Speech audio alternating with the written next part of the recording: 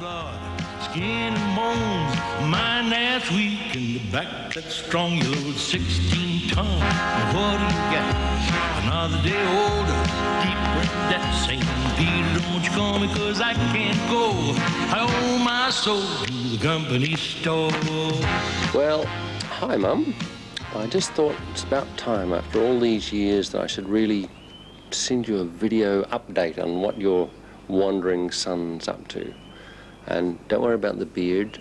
General consensus is that it's not going to stay there, so it might be gone quite quickly. And the hat, just for effect. Anyway, and the voice.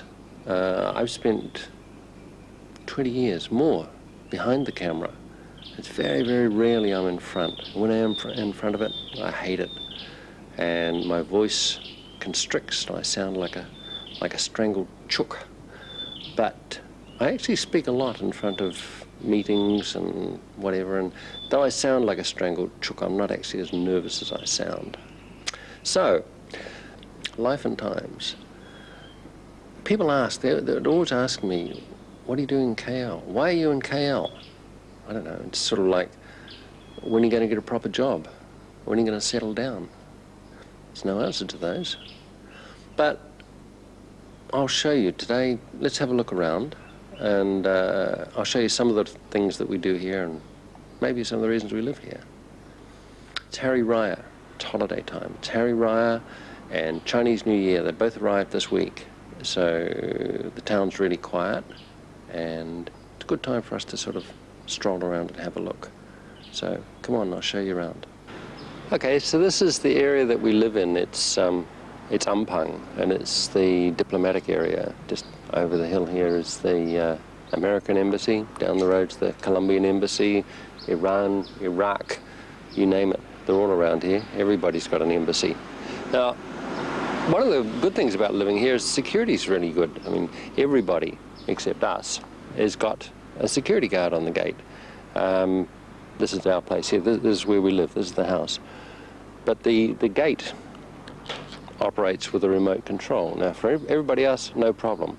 Because we don't have a gate man, if Nick goes out or I go out or somebody's out and 4 o'clock in the morning they come back, they don't have this, they're going to wake up somebody in the house. And that doesn't make anybody happy. We don't have a gate man because the family's got a history of confrontations with anybody who infringes on our freedom and liberty. Anybody who's a gate man, security man, lift operator, doorman. The family have had legendary fights with these people. So we don't have anybody.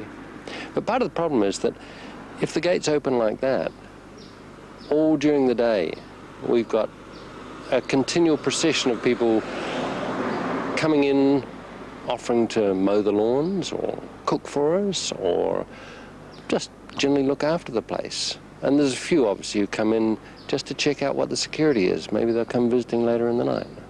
So that's the outside of our house. And incidentally, it didn't last long, did it? The beard's gone. Come on, let's go inside and I'll show you some more. Let's go. I didn't intend this to be a walking shot, but Nick's pretty damn good at this, so let's do a walking shot. Let's go in this way. I want to talk about the garden. We chose this place because of the garden, because the garden's so nice. It's big and it's old trees and it's very beautiful. But it's Asia. It's an Asian jungle. It's an Asian garden. And the mosquitoes swarm here like nobody's business.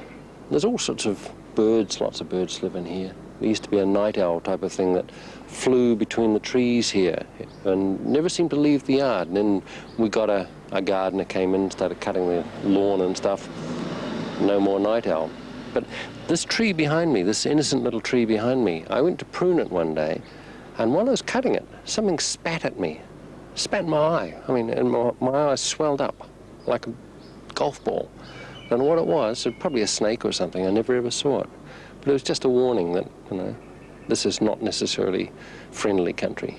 And up here, see right up in the corner there, There's 10 bats up there, about 10 bats. And they come and go every day. And every morning, just before dawn, one of them shrieks, absolutely shrieks. Just one shriek, nothing more. I don't know what it is. I think probably it's like the guard saying, it's dawn. This is your last warning. You've got to be up here holding on. I don't know. But on the other side of the house, there's one bat, just one. He's, I don't know, he's ostracized or something. And he hangs up there right above our badminton game. And about 7:30 at night, sun goes down, dusk, he suddenly swoops down across the game and takes off across the city. I don't know where he's going, but you know, such as the wildlife around here. So come and have a look. I want to show you some of the toys around this place. Close the gate. Close the gate. Yeah, closed. So this is the front entrance. There's Lisa's car, and we'll just go look at the toys. My car, the Pajero, and Nick's car. Underneath all that, it's actually this stuff is all motocross gear, right? Motocross gear. But under there is a Range Rover, and it's outside. It's a very nice Range Rover. Looks like a really nice car. Inside, it's a classic 24-year-old's travelling rubbish tip. It's full of empty cans and probably used condoms and all sorts of crap in there. But outside, it looks great. It's a V8, thirsty as hell, drinks up fuel about 3 times as much as what mine does. And it sounds like a Saturday night car. Really great. Come on in here, I'll show you some more toys. Now Nick rides a superbike. Well, he did. He keeps crashing it. And it's currently in lots of pieces all around garages, all around KL. And for some reason, people here just give him bikes. I mean, when he crashed it, the guy watched him crash it and then proceeded to loan him a brand new top-of-the-line Ducati racing bike. Not just for the day, but for weeks, even months. And here we got, there's one bike here, and there's probably 2 or 3 others and I don't know how many, maybe 4, maybe 5. And I'm never sure how many's here. Never sure whether any of them are Nick's. But, oh yeah, there's 2 more bikes in here. I don't know whether there's a light here or not. It's probably too dark. 2 more part bikes in here. 3 more part bikes. Probably none of which are Nick's. But he always seems to find something to ride. Currently, he's taking his motocrossing very seriously. He's riding at least 2 hours a day, and he's trying to do 5, 6, 7 days a week. He's looking fitter. He's starting to pump up like an athlete again, which is good news. That's about the outside, I think. Not a lot else to show you out here. There's lots of, this is all servants' quarters and rooms and empty rooms, storage rooms, laundry rooms, all that sort of. Oh, I know what we've got to show. Come this way. Now this was Nick and Louise's creation.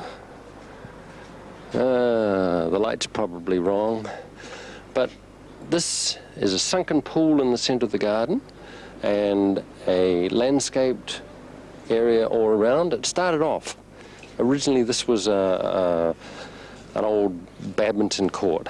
It was like a disaster area, and Nick decided that he was going to landscape it and make it look beautiful, and he's done a great job, and so's Louise.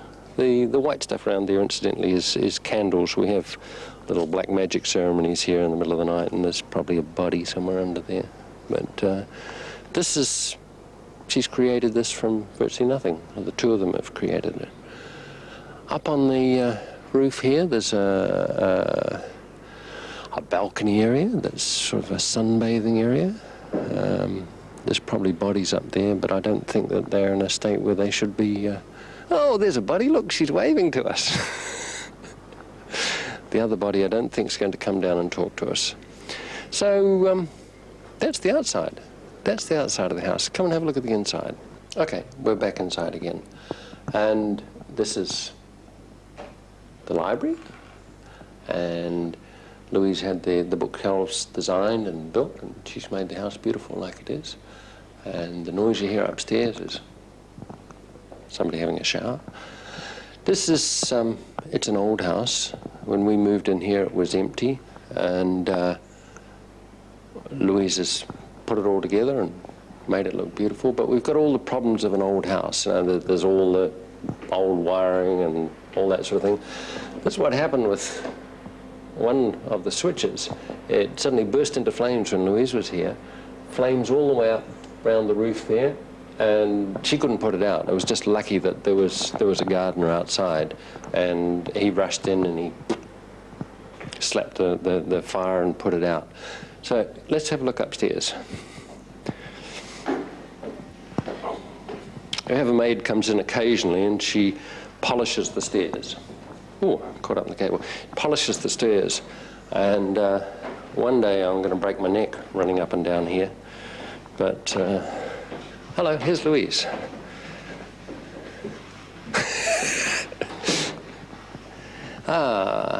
Lula. Okay, this is the family portrait. You'd probably know them from every other house we've been in, and there's been quite a few houses now. And this is Louise peeping out the door. But I'll tell you about contractors. Contractors the same everywhere. We had a problem with the plumbing, so we got a contractor in to fix the plumbing. And in fixing the plumbing, he managed to flood the roof. And up here, you'll see the result. All along here, this roof, the bathroom next door, the bedroom next door to that, all this wall here is all damaged with the water. So that happened a couple of weeks ago. Oh, look, have a look down here. This is this is what happens when you have a little cat in the house. Lula, she does like electric cables. There's two cats in the house. This one's Lula. Right on cue. She's very affectionate. She doesn't like cameras. You point a still camera at her, she does that. And obviously with the movie camera, she's doing the same, which is very strange. But she's very nice, very affectionate, but very in your face. If the other cat has got somewhere comfortable to sleep, she'll take over. And she also has taken a delight in eating the power cables. Okay, let's go and see if we can find the other cat. That was Lula. She's Oriental Blue. And the other one's Sailor. And he's a Burmese. I don't know where he is. Let's go downstairs. I think he's downstairs.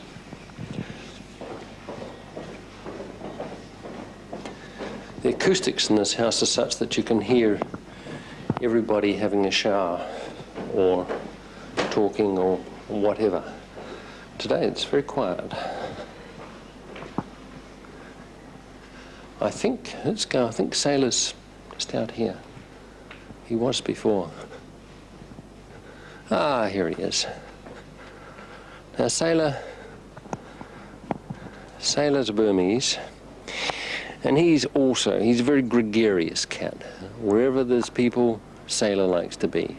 And when I'm here working during the day, Sailor comes and he sits in my office. If I go down the stairs, Sailor races me down the stairs. If I go back up the stairs, he comes back up the stairs. And he's always somewhere with his people. He doesn't care about the camera. Not like Lula.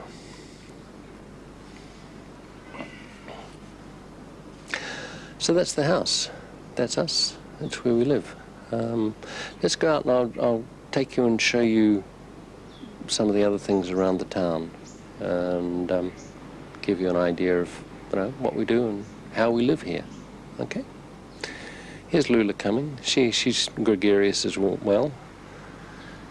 Come on, Lula. She's decided to chew the microphone cable again.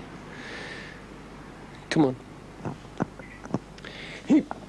There you go. She's like that. She'll go and sit. If he's comfortable, she'll go and sit right across him. If he's finished his food, or if she's finished her food, she'll go and take over Sailor's food. Okay, let's go and have a look around, and I'll show you a little bit of the neighbourhood. Just got to get my auto gate closer working here. Make sure it's happening. Car coming from the other direction. Okay, here we go.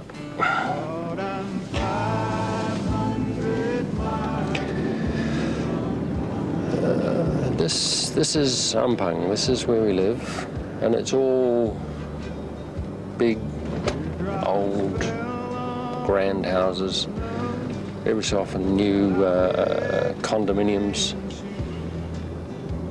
There's been a boom in condominium building here, and come the next year or so, there's going to be so much condo apartments and space available here. I don't know who the hell's going to buy them, but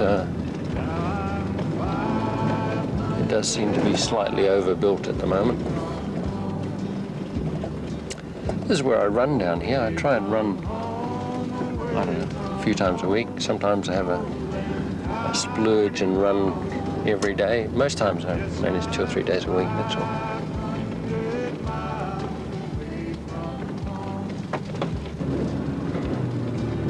Traffic's very light today. It's holiday time. Everybody's out of town. Tomorrow there'll be about 1 million people come back into town again. Seriously, 1 million. Seriously, 1 million people, yeah. And this is fairly normal. This queue to get onto what we're coming up to now is Jalan Ampang. When people say, where do you live? And we say we live in Ampang, they said, oh, traffic's so bad in Ampang. And they're right, in Jalan Ampang the traffic is pretty awful. But we try and avoid it most of the time. There's a long-haired white man walking on the side of the road. Now that's a pretty unusual sight here. There's not many people of about Nick's age who are sort of mid-20s long hair. There's nothing much for them to do here unless they're like him, basically nocturnal and unemployed. Steady on. Okay, here we are. We're at Hawke. I'll just go in through this way. There's about 6 big international supermarkets in KL, and this is one of the old established famous ones. And as usual, you can see by the traffic here and the parking that it's busy. It's always busy. It's got to be a great little money earner, this one. Okay, we just go and park. It's pretty safe here, but this car, the Pajero, is very desirable from the point of view of people who steal cars. And a Pajero has actually been stolen from this car park. I mean, this is right in the centre of town, diplomatic area, and somebody stole a Pajero. So anyway, we'll put the lock on mine. And let's go and talk to the ladies in Hawke. What sort of Pajero is that? Is that the diesel one? Yeah, diesel. Ah. Okay. Yeah. Rolling? Okay. This is Hawke. You hear Spanish, Australian, French, all sorts of accents around here. This is where everybody comes on the Saturday. Everybody's in here. Hawke is international supermarket. It's you can get just about anything here. I mean, at one stage they used to have Watty's pies, and I think we were their best customers for Watty's pies. We obviously weren't good enough because they don't stock Watty's pies anymore. But this place is owned by a Chinese family, and they're famous for their sourness. They're not happy, smiling, friendly people. When I first came here, I thought, I don't want these people scowling at me. So I made a point. Every time I came in and say, hi, how's things? You making money today? And after a while, they got to recognize this funny Matsali who came in here, and every time said, hi. And eventually they'd beat me to it and say, hello, how are you? And now if I go up to any of these old ladies here, they say, hello, how are you today? How are you? So anyway, it's this is Saturday lunchtime, I suppose. Place is busy. In the corner's Deli France coffee shop. It's a bit like McDonald's in a way, that I go to McDonald's about once a month, once every 6 weeks. Every time I go there, I think, ugh, I will never come back. The smell of this place really puts me off. And this place is much the same, though the smell really puts me off here too. Upstairs, there's a video shop. The video shop has all the very latest videos, things that haven't been released in the international market turn up here. And Maya's one of their best customers. She's there 2-3 days a week, getting 2 or 3 videos. But they're all pirated, the whole lot. So you get used to looking at videos that have got time code across the bottom of the screen, or a little note saying, if you bought or rented this video, you've broken the law, ring 0800 and we'll prosecute. Or bad sound, you know, when you can hear about 30% of the soundtrack. Or videos that have been shot from the back of theatres. So you see people sort of get up and walk out of the theatre halfway through the film. But I'm in the business, I should be upset that they're stealing and pirating videos, but I'm not. I mean, if it weren't for them, we'd have to watch local television. So anyway, this is Hawke on a Saturday morning. Come out and have a look at the notice board. The notice board is a sort of a barometer of the life of foreigners in KL. Come and have a look. The cars are a reflection as well. They're all diplomatic plates. Here we go. This is the notice board for Hawke. So we've got things like driver wanted, managing director wants a driver, high salary, yearly bonus, live-in armour required for European Christian family. I mean, equal opportunity. Can you say European Christian family? Experienced in English-speaking armour needed in American home, small family, no pets, interested, call. Four-wheel drive vehicle for newly arrived expat family. A lot of people here are on 3-year contracts or less, so there's a big turnover of expats, and so you find expat leaving sale is all the furniture here. And it's queen-size futon bed, Whirlpool fridge freezer, down here another one, fax machines, carpets. It's all people who've been here for 3, 4, 5 years and they're moving out. A few houses to sell, a few apartments to let. Boats, not very common here, not a lot of boats about.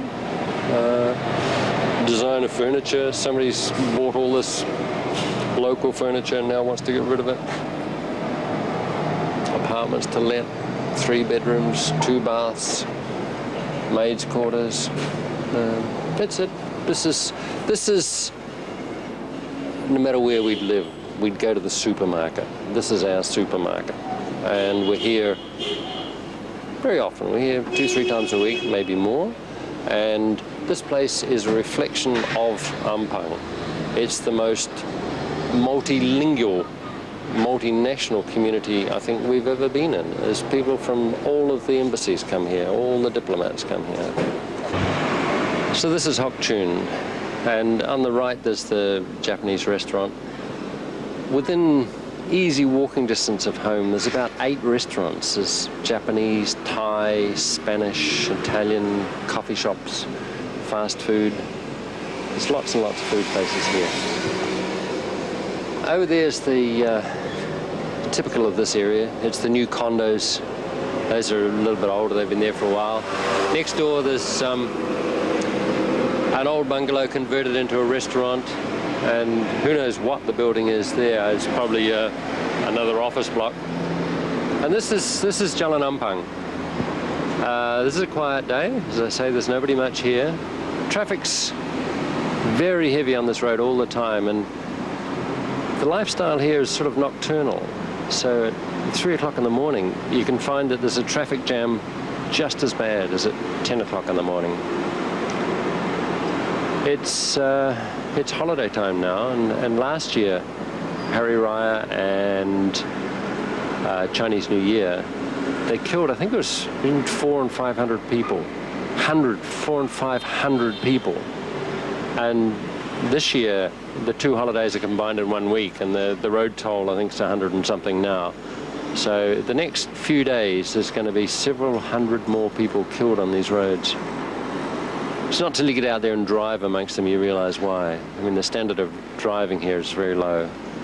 And when all these people, I mean, there's 1 million people gone to the kampongs this weekend, and when all these city drivers get out on the open roads in their little Proton Sagas, they're death going somewhere.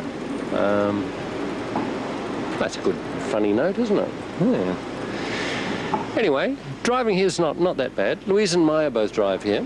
They drive Nick's Range Rover, which is it's a challenge in a way because it's a difficult vehicle to drive, but it's big and it's brutal, and they can hold their own against the traffic.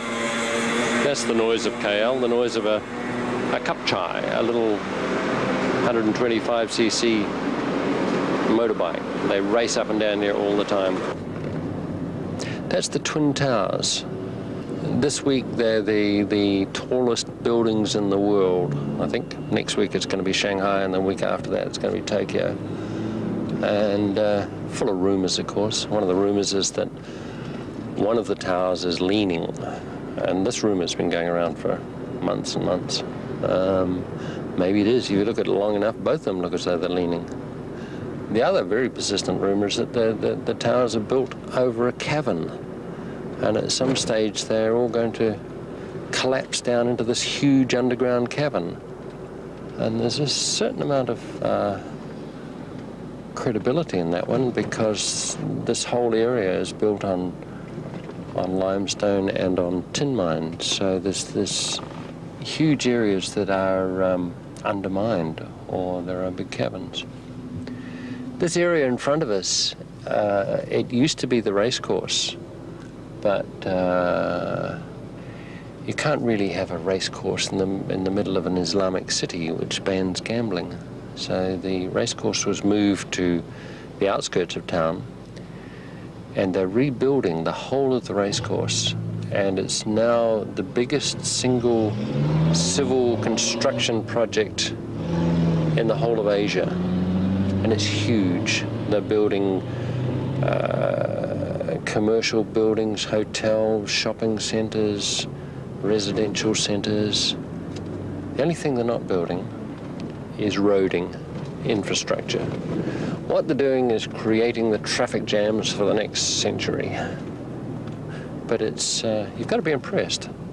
It really is fairly massive. Okay. On a normal day, I wouldn't come up this road. The traffic's just too heavy. But today, not too bad. In fact, today it's astoundingly light. Around the corner here, we're going to come to the Hard Rock Cafe. I think Nick's got a gold card for the Hard Rock Cafe. And on the right-hand side is the tree that he smashed his bike up against. Not the bike, me. Smashed himself up against. The bike was in. He was a victim of a hit and run, and a hit and run by a drunken driver, and fairly typically at this town. The drunken driver was never prosecuted. The only one who was even marginally liable to be prosecuted was Nick, for no apparent reason. But he spent a long time in plaster. So here we are. On the left is Hard Rock Cafe. That's the tree. That's the tree over there. Still got the bloodstains on it. There's the Hard Rock Cafe. Concord Hotel, Shangri-La Hotel on the other side. During a normal working day, you couldn't drive up here. The traffic would be too heavy by far.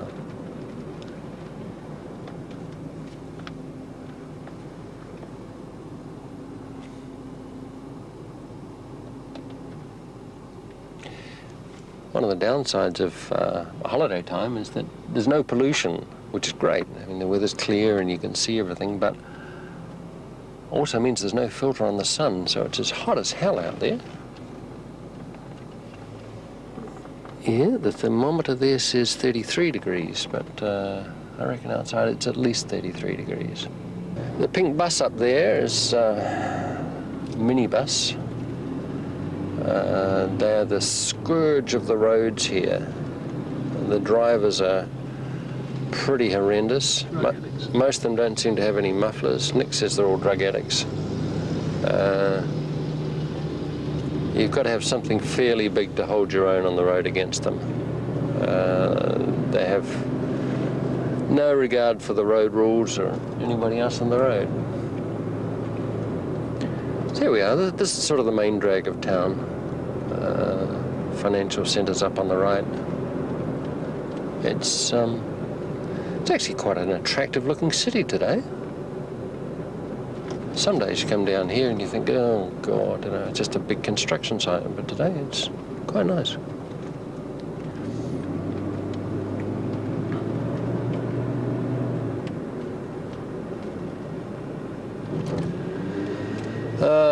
Now, I don't think I've been into this place from this direction. In front of us, just on the left, is Lot 10, which is the big department store complex. Whether there's a red light or not. And it used to be the biggest thing in KL for shopping, but now this one in front of us is called Star Hill. It's the great shopper's delight. Have I got the right road? No, I haven't got the right road. Damn it. I don't think I can get through there either. Yeah. Well, here we are. My worst nightmare come true. Come through. This is it. KL's latest and brightest shopping centre. In here you'll find all of those designer labels, all those names we've grown up with, all those names we've grown to love and trust and fear for our bank balance with.